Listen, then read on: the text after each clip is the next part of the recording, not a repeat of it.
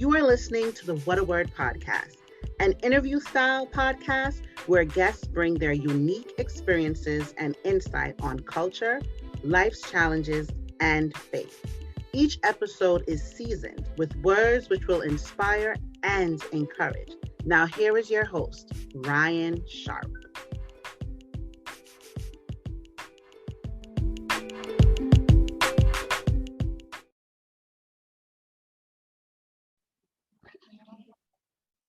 Welcome to the What a Word podcast. My guest today is Brooklyn native, singer and songwriter Loretta Merritt.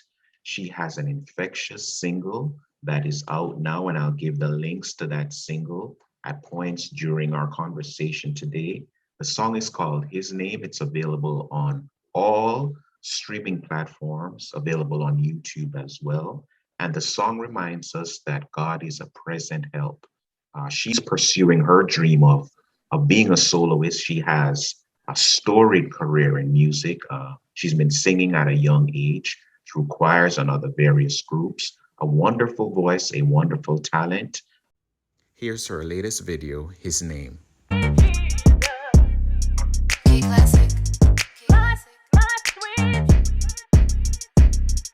Lord, you've been a friend, better than anybody else could be to me. And I'm thankful for your grace, keeping me from harm and danger. Cover me with all your blood, cover me with all your blood. So many hearts have run cold, but you got a love for my soul. Whether I'm high or low, bad or the soul, your arms always keep me from harm. And I'm gonna bless you every chance I get, and I'ma tell the world about it. They ought to know you're incredible. And if you wanna know the name, his name is Jesus. Jesus. You can trust him to provide. Name is Jesus. Jesus. There's no mountain that's too high, and ain't no mountain you can't climb. He overcame this world with his life. Only Jesus, my sweet Jesus. Tragedy everywhere. Nobody seems to care about love no more, and they don't care at all. But I'm thankful for your hand reaching me wherever I am. Covers me anywhere I stand. Covers me anywhere I stand. But if the world only knew how you deliver, how you come through. For every problem I have, problems don't last. My God supplies all that I ask. And I'm gonna thank you every chance I get, and I'ma tell the world about it. They ought to know you're incredible. And if you wanna know the name, his name is Jesus. Jesus. You can trust him to provide. Name is Jesus. Jesus. There's no mountain that's too high, and ain't no mountain you can't climb. He overcame this world with his life. Only Jesus, my sweet Jesus. His name is Jesus. Jesus. You can trust him to provide. Name is Jesus. Jesus. There's no mountain that's too high, and ain't no mountain you can't climb. He overcame this world with his life. Only Jesus, my sweet Jesus. You should go and tell a friend. Go and tell a friend. Anything else is irrelevant. We gon' clap our hands for the living King. He's the best part of life if you're listening. Jesus. Name is Jesus. Oh yeah. No mountain that's too high, and ain't no mountain you can't climb. He overcame this world with his life. Only Jesus, my sweet Jesus. His name is Jesus. Jesus. His name is my sweet Jesus. Please join me in welcoming my guest, Loretta Merritt, to the What a Word podcast. Welcome, Loretta. Honored to have you. Welcome. Hi, thank you. Thank you for having me, Ryan. It's good to be here. Honored to have you. Honored to have you. Tell us a little bit about what it was like for you being a Brooklyn native who enjoyed singing. Wow. So I was born and raised in Brooklyn, New York.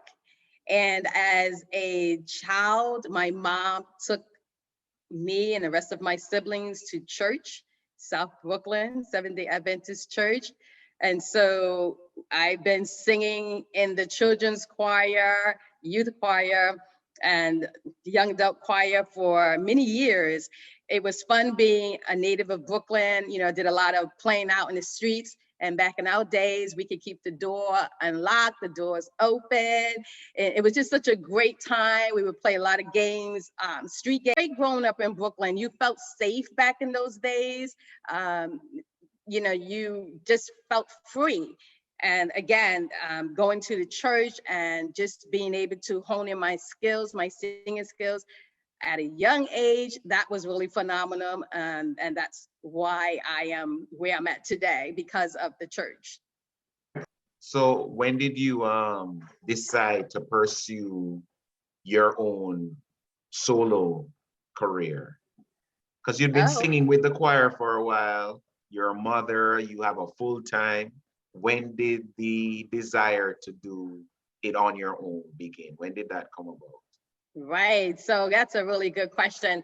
I've been singing, first of all, I mean, just to give a little background, I've been singing, as you mentioned, at a young age, since about 7, 8 years old. I started off in the children's choir at South Brooklyn, Seventh-day Adventist Church. And from there, I've been singing in the youth choir, young adult choir. And then I moved over to Kingsborough Temple and I started singing with those choirs. I mean, I was a choir director for the children's choir, youth choir, and young adult choir at Kingsborough Temple, Seventh-day Adventist Church. Wow. Yes, so many years ago.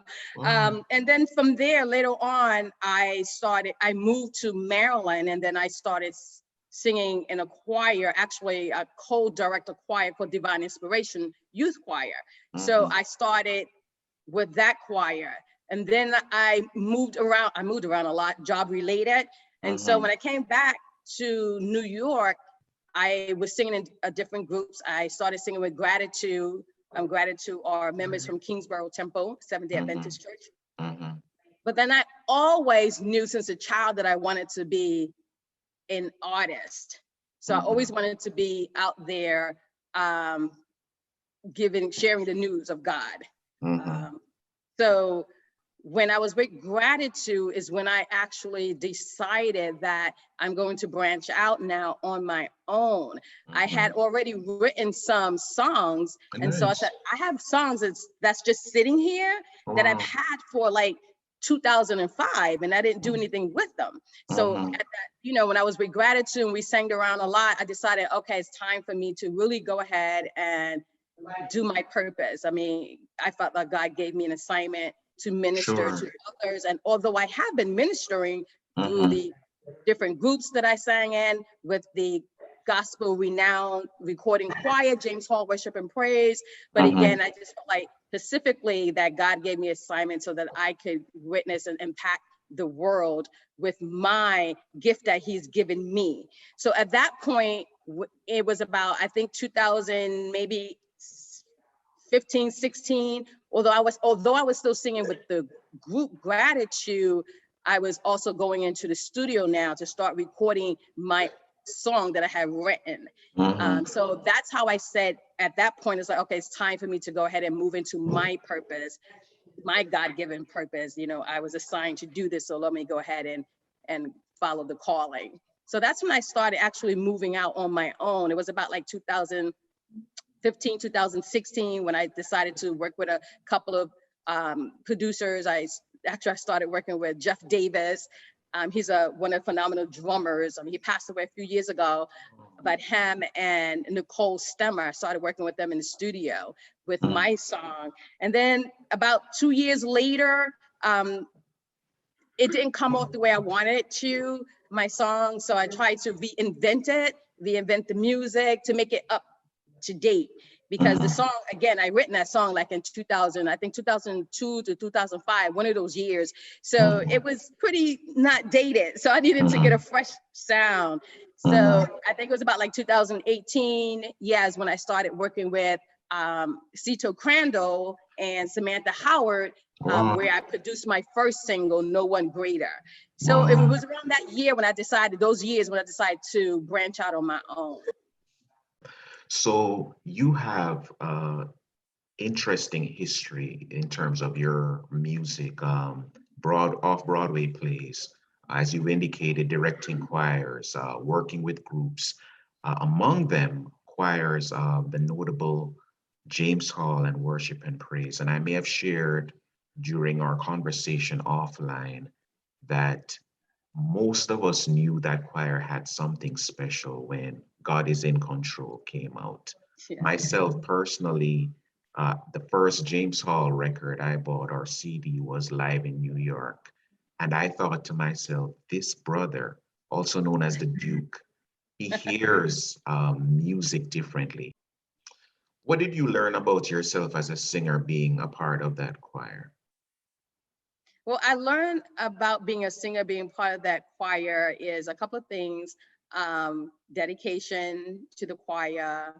One of the things that the choir did that I always enjoy is we always did worship before we had rehearsal. Wow. So we took the time out, and even if rehearsal started late, like if a rehearsal started at 10 o'clock, we're not going straight into singing rehearsal, we're gonna have worship. Wow. So that's stayed with me throughout. So just having worship prior to actually rehearsing and actually singing. And the other thing is just being able to develop a powerful, strong vocals by singing. When you're singing with James Hall Worship and Praise, your vocals stretch, your muscles stretch. So you are now, your singing becomes a lot more powerful and strong, and especially if you've been singing with them for so many years, and I have been singing with them for 5 years.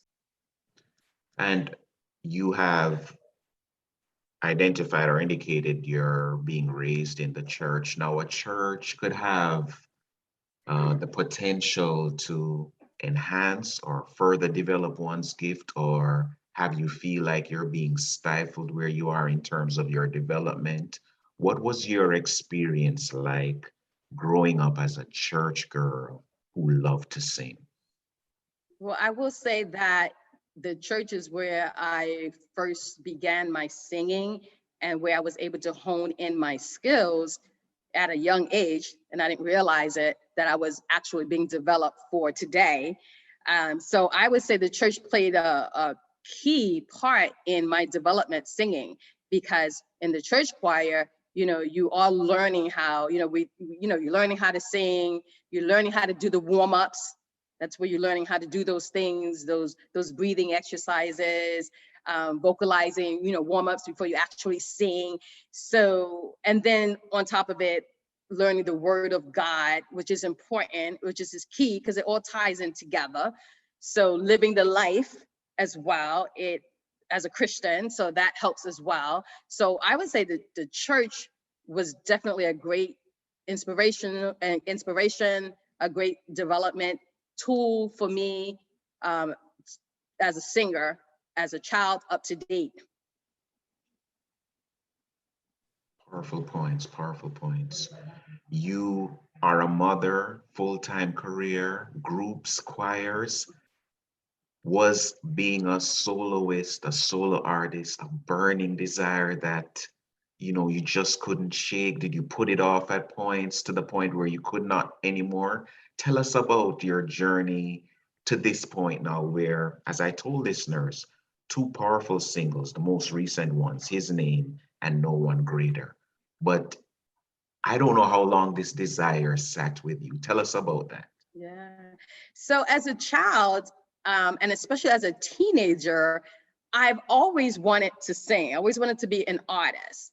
And I'm going to be honest with you, as a teenager, it wasn't gospel, although I was in a church and a Christian, but it was more love songs. It was more ballad songs. And I would write those songs. I would, play around with that. I would go out to different venues to perform. That's not in the Christian venue, but it was all like love stuff, love songs, singing at banquets, singing at weddings, things like that. And so, but throughout the years, I realized that God has called me for a specific assignment, and that is to minister to others, to minister the gospel. And so that's led me into, gospel is the area I need to be in, not the other areas. So like I said, as a young person, I've always had a desire. So what held me back from doing it is that I started becoming choir directors. I started joining groups, joining a choir, joining church choirs. And so my assignment that I was assigned to do by God was put on the back burner for a moment there. And so I was doing all those things. And then I had my full-time job that I was working at, still do. I still am working. I've been working in the financial industry since I can remember.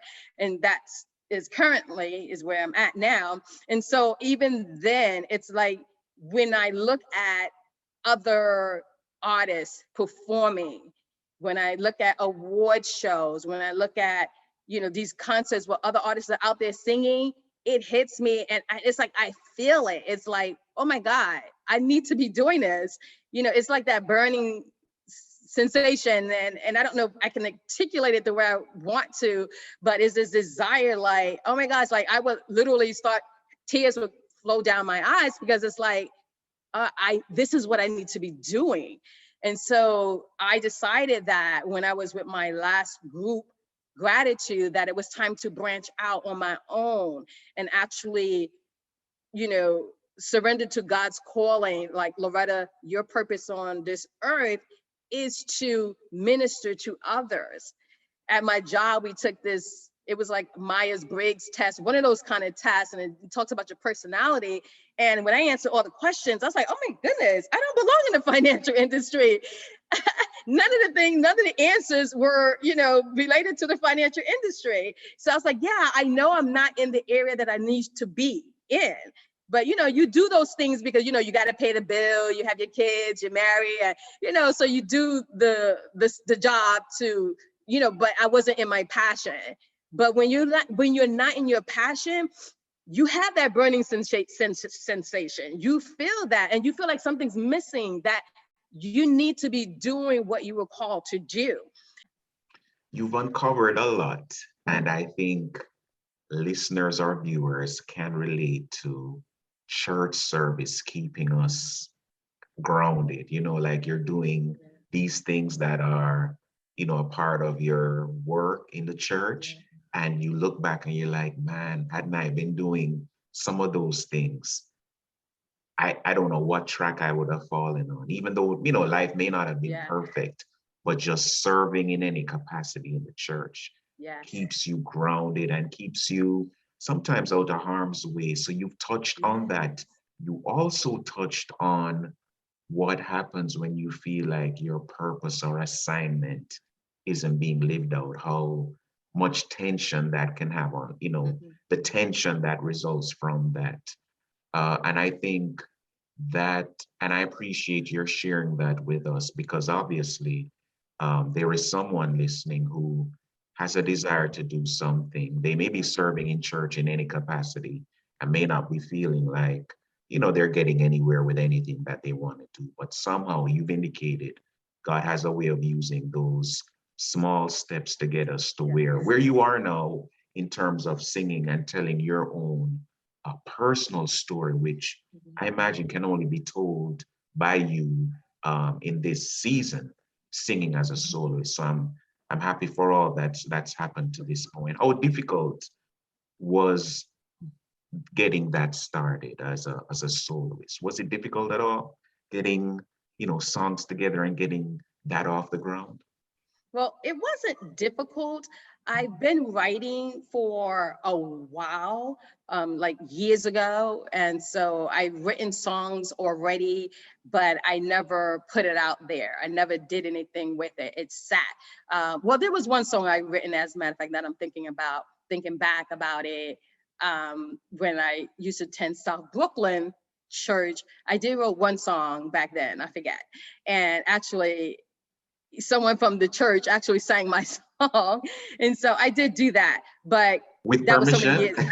Yeah. She, yeah, and I was fine with it. So, and that was so many years ago, but currently, it wasn't difficult, because once I decided to, and this is just Loretta. This is a Loretta, and my close friends know how I am, and my children.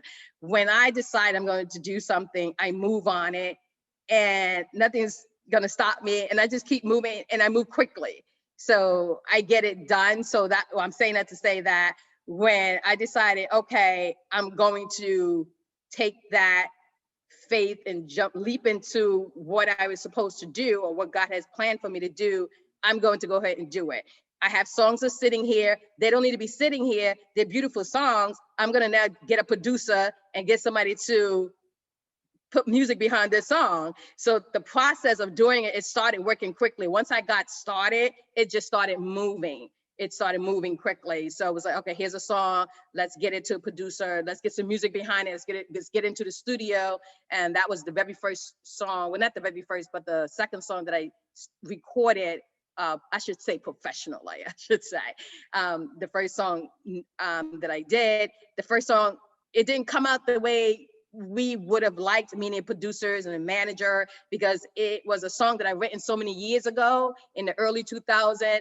And it was 2000, I think, 16 or 17 when I decided to do it. So when I got to the producer, meaning Cece Crandall, because he's the first one who, not the first one, but the second person who decided to work on the song with me, at the end of the day, when it was completed, we were like, okay, this sounds dated, So I was like, oh, okay, really? Scratch it.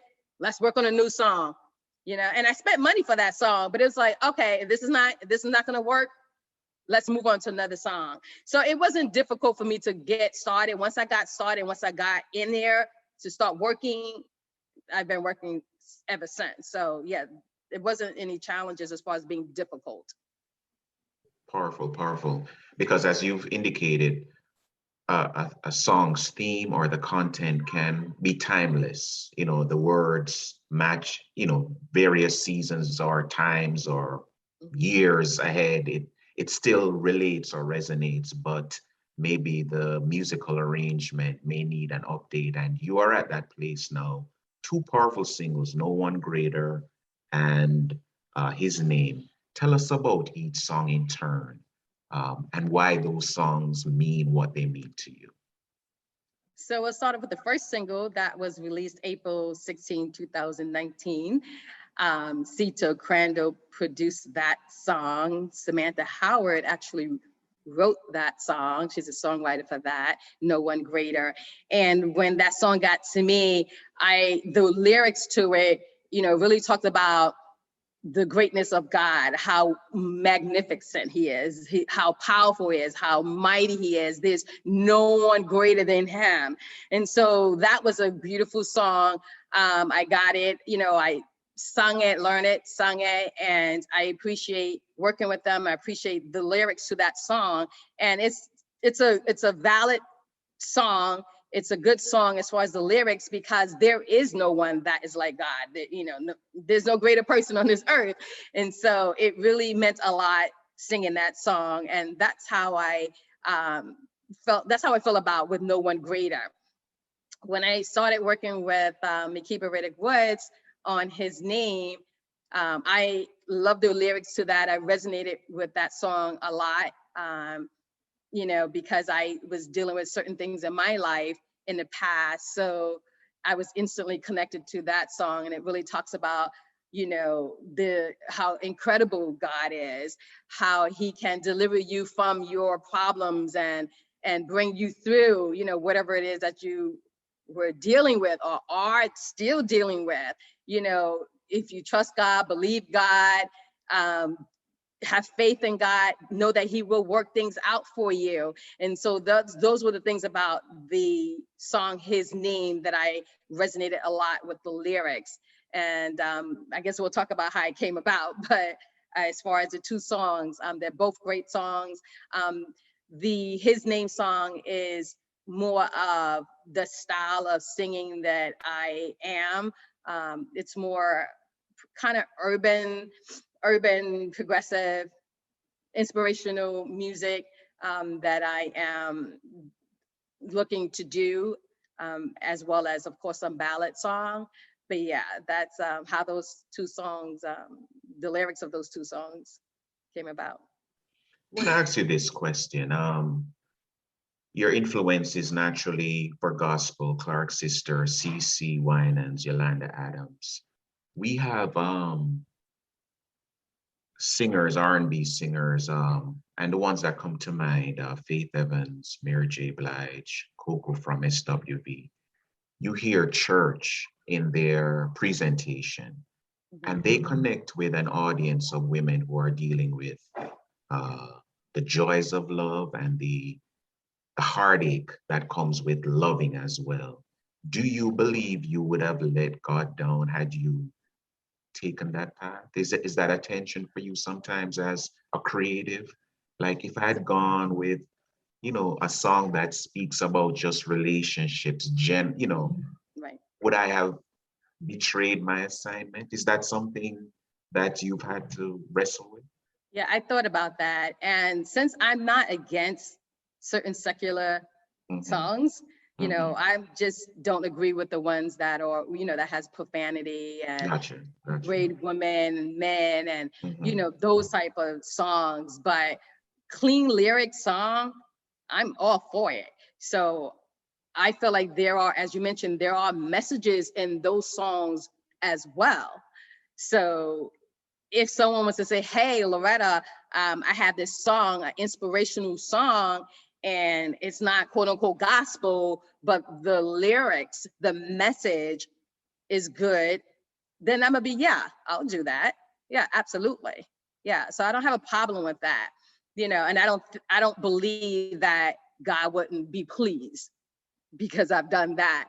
I think he would be displeased if I'm singing lyrics that has profanity, degrading people, just a really bad lyrical song. Yeah, I believe that God would be displeased, but I don't believe he would be displeased for me singing a love song or inspirational song. It doesn't have to be love, but it could be about relationships, and it's, the message is good. The message is helping someone.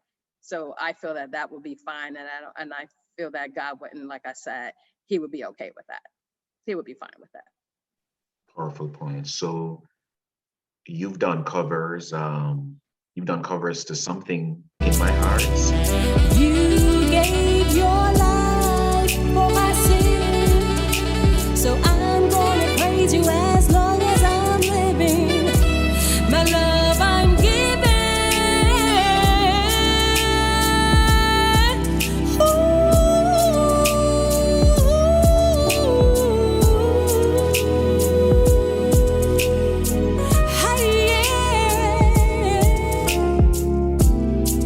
There's no reason why I should be afraid. Ooh, yeah. His eye is always on the sparrow. I know he's making a way for me. I've come too far to give up now.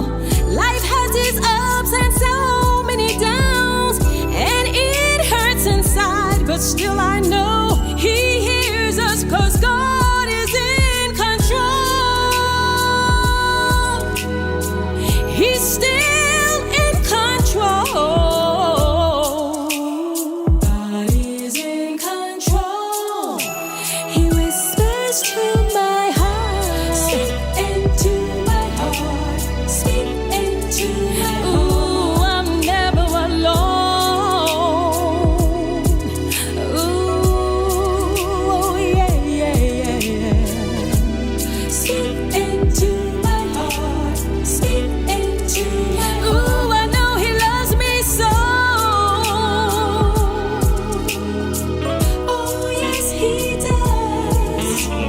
done covers Thank You, a cover of Ashanti's Mother. And now you providentially meet singer and songwriter Makeba Riddick Woods, who has a gift of reinterpreting R&B songs and making them inspirational or a little more redemptive, we'd like to say. How did you connect with Miss Woods? How did that connection come about? Yeah, that's really good, because we was talking about that, Makeba and I, when I was doing my current CD, his name, and I was reminding her how we connected. And so actually it was, first of all, Makeba Riddick Woods, for those who don't know, is a Grammy winner, singer-songwriter. She's also a vocal producer. She has her own business as well called the Young Dreamers Consultancy Agency. And she's also going to be an author. So how we connected is when she wrote the song, I believe it was season 9 on Sunday Best for Melvin Crispell III, she posted, and this is after the show, she posted on social media. I don't know how I found it, how I saw it, because at the time I wasn't following Makeba at all. So, but somehow I saw it, and I was like, she asked a question to the audience because she written songs for the finalists. So it was Melvin Crispell III. It was another gentleman. I forget his name. I don't know if it's Joseph, but I forget his name. And it was another woman, and I forget her name. The name escapes me right now. But so she asked the question, which song did we like the best? Right? And I'm paraphrasing because it wasn't those exact words, but it was pretty much, that was the gist of a question. And so, okay, I responded. I said, oh, I love Not the End of My Story, the song that Melvin Crispell III song that she written for. And I loved it so much because it was a song that I can actually, resonate with. I connected with the song. So I really loved that song. And as I was making that comment, and I was like, oh, wow, I wish you could write a song for me. And she responded back. She said, yes, I can. DM me. So, Loretta was not wasting any time. So I DM her, and that's how we connected, and the rest is history. And I've been working with her since 2019. We did a lot. I started off with her. I went to Atlanta, Georgia, and where the studio was. And I started off with vocal production with her, and then songwriting, mentoring, because those are the two things I wanted to do. And those were the services that she was offering. Wow. And and so that's how we started connecting. That's how we connected. And so we went working on a lot of songs, and it was her to answer the question that you asked me a little while ago about singing a song that is now like an R&B song, but we interpret it now or changed it or to an inspirational song. And so she asked me, she said, Loretta, how do you feel about taking an R&B song and we can do it into an inspirational song? And that's how Speaking to My Heart came in, and that's how Thank You came in. And so I said, oh yeah, absolutely. Yeah, let's do that. And so that's what we did. And that's how those 2 cover songs came about. That's powerful, because if I think about Confirmation, I have to imagine that right after that season ended, Sunday Best, and I think probably one of the most highly rated seasons, Makeba Riddick Woods was featured. So I have to imagine that if you're paying attention to who is entrusted with crafting the songs, you know that there's something special, and her history speaks for itself. And she must have received maybe hundreds of thousands of responses or inquiries, and she responded to you. So if talking about confirmation that, you are going the right direction and you're getting help and assistance, she reached out to you, but you also You may have also known the parents of Melvin Crispell as well, coming from your Brooklyn history. So when he's singing about parental loss, you know about the people as well who he lost. Wow. Right. So They this both this sang, comes and full circle, right? exactly. His parents both were part of James Hall Worship and Praise. His father, Melvin Crispell, was actually one of the the key musician for James Hall Worship and Praise. And his wife, Melvin's the third mother, was also a soprano singer and did a lot of the lead singing in James Hall Worship and Praise. So yeah, so when he sang that song, I knew, where that was coming from. And it was great. It was a phenomenal song. Loretta, I'm so happy for where things are going. I will tell listeners again that both songs, His Name and No One Greater, are available for streaming. You can also on her YouTube page find the covers for Speaking, for Thank You. And Loretta, please share with listeners where people can find, I gave them generally, but if you're on social media, give us the links about how people can follow your journey. Yeah. And if I left out any songs that are streaming, please let me know as well. You hit it right there. You have it. And I also want to let the audience know that I do have a music video out for His Name. So that's out also playing on YouTube, and it's doing well. It's been like 2 weeks, so it's doing well. But as far as where I can be found on Instagram and Facebook. My handle is I am Loretta Merritt. And again, on Facebook and Instagram, it's I am Loretta Merritt. On Twitter, it's Leading Lady L. On Twitter, it's Leading Lady L. And Loretta, there is a line, and I mentioned this when we were doing the pre-taping, from His Name that connects with me and it encourages me. It's where you say, if the world only knew how He delivered me, how He came through, or some paraphrasing of that line.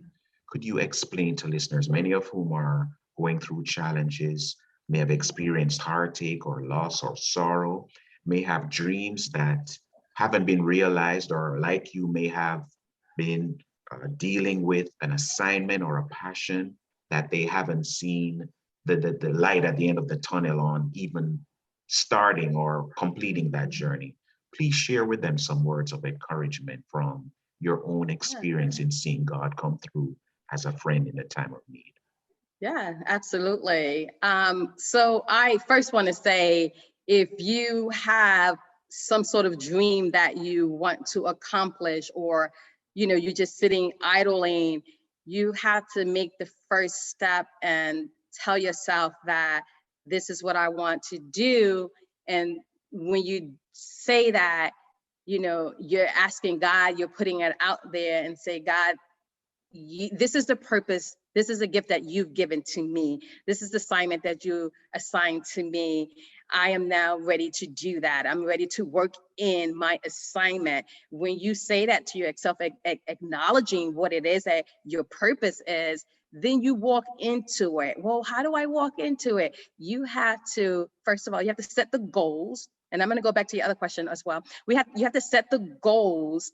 And if that means writing it down, just write it down.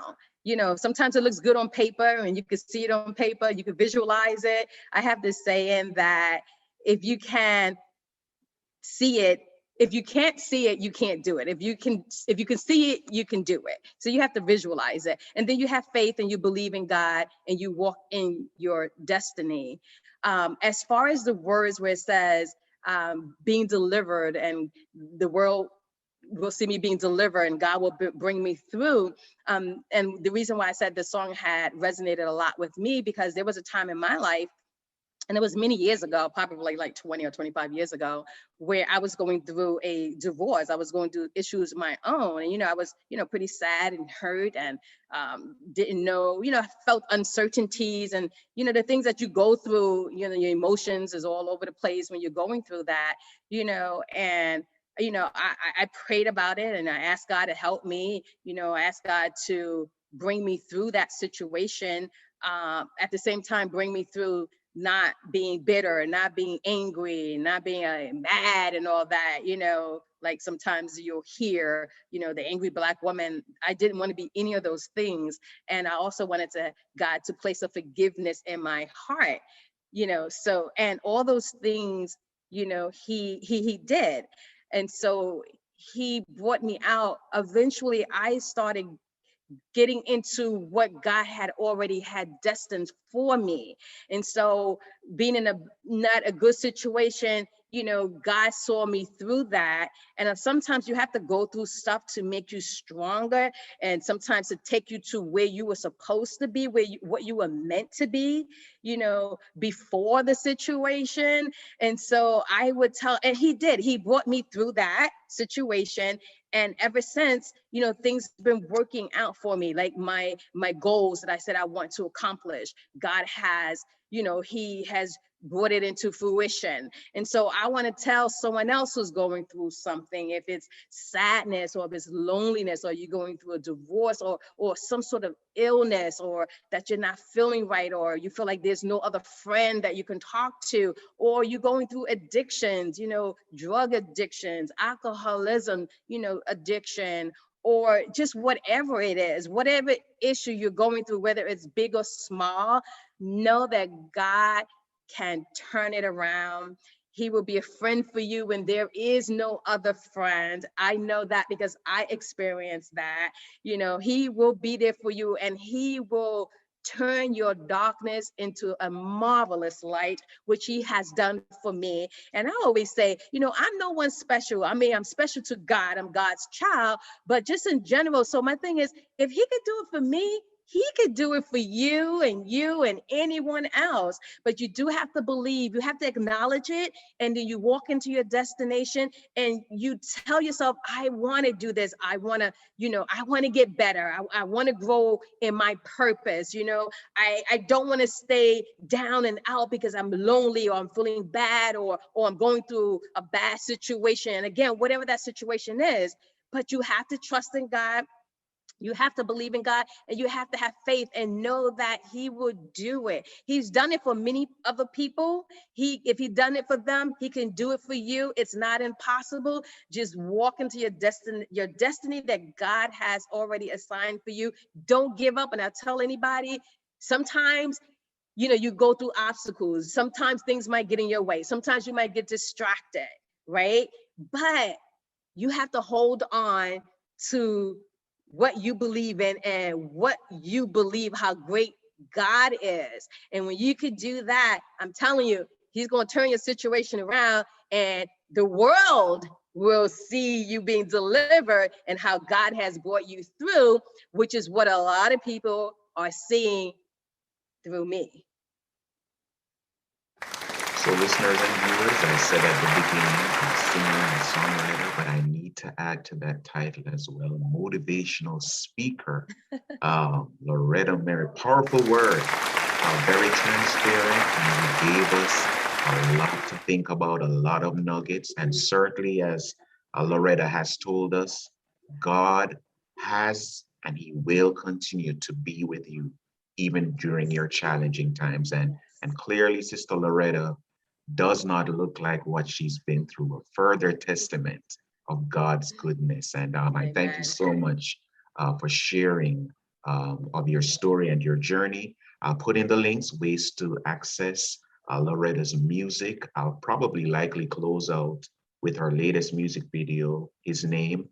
Loretta, say briefly what legacy means for you. I know you have children. Are any of them pursuing music in any way? Or any of them, do you see your gifting in any of your children as well? Yeah, absolutely. They say the apple don't fall too far from the tree. So, my son, Timothy Victor, he's actually a singer-songwriter. And he's actually better than I am, but he get it from mama. He's a phenomenal songwriter. He has songs that's going to be coming out soon himself. And it's what we talked about before, as far as I don't want to use the word secular, but I'll use that word, secular versus gospel. Timothy is actually a secular artist, a pop artist. And so he has some music. Some of these music is really good that, you know, all listeners can listen to. So I'm proud of him because he's working on his music that's going to be released soon. He's in the studio tidying up some songs, working with he's also working with Makeba Riddick Woods as well. And so they worked on the song together. So it's beautiful. It's a really great inspirational song. I love it. He loves it. It's great. And then he, like I said, he's his own songwriter in his own rights. So he also is working with, also currently in the studio with Cito Crandall and Samantha Howard. So they're doing some great things in there. My daughter, Cindy Victor, who also is into the arts, she's doing her podcast, and she does a lot of critiquing and analyzing and synopsis on films. So she's actually doing that as well. And then I have my other daughter, Sabrina Victor, who just graduated, got her MBA. So I'm excited for her. She's always been in the health field, so she's working, doing her job there, and she's going to eventually branch out doing some special events as the events organizer. So I'm excited. They're all doing well. And again, everyone is, you know, they're pushing through. Sometimes, like I said, things get in the way, but, you know, you never give up. I always tell them, you know, stay focused, prioritize, you know, trust in God, pray all the time, you know, and just push through until you break through, until something happens positively. Powerful testimony. Loretta, thank you so much for sharing with us today. You've inspired us. I'm happy for all the accomplishments with your children as well. Certainly, God has kept this family, and I'm looking forward to what you have in the near future as well. Continue to be a light, continue to be a blessing, and thank you for also sharing about your whys. Powerful listeners will know that the podcast will be out on every Tuesday, and we also have now the Waterword Podcast as a YouTube channel. So please keep posted for these episodes. Subscribe and share as much as you can. Thank you so much again, Loretta, for being a guest. I do want to say, thank you for having me, Ryan. There's one thing I want to leave off to say, that I too am working on my next project, and that is the Loretta Merritt Show. Nice. It's going to be launching. It's going to be launching in January, and my special guest is going to be actually Grammy winner, singer-songwriter Makeba Riddick Woods. And so I want everyone to tune in. It's going to be on Facebook Live, and it's going to be on Zoom and YouTube. So I'm excited about that. We'll have some special artists coming on as well. And actually, it's really, the show is more so, if anyone wants to know what it's really about, it's really to provide, it's an inspirational music experience, and it's to provide ministry, some entertainment, to inspire, to encourage people just globally, and it's going to be through the power of singing and education. So we will be having guests that's coming on who's going to be talking about the business a lot. So for those who are interested and really want to know how, you know, some of the gems and getting into the business, you want to tune in. Thank you. That is awesome. So Loretta is indicating her assignment has expanded in real time. And I think she broke the news here first. So I thank you so much, so much for sharing that. Blessings, sis, on your journey. Thanks again for being a guest on the Waterword Podcast. Thank you for having me. Most welcome. Most welcome. Most welcome.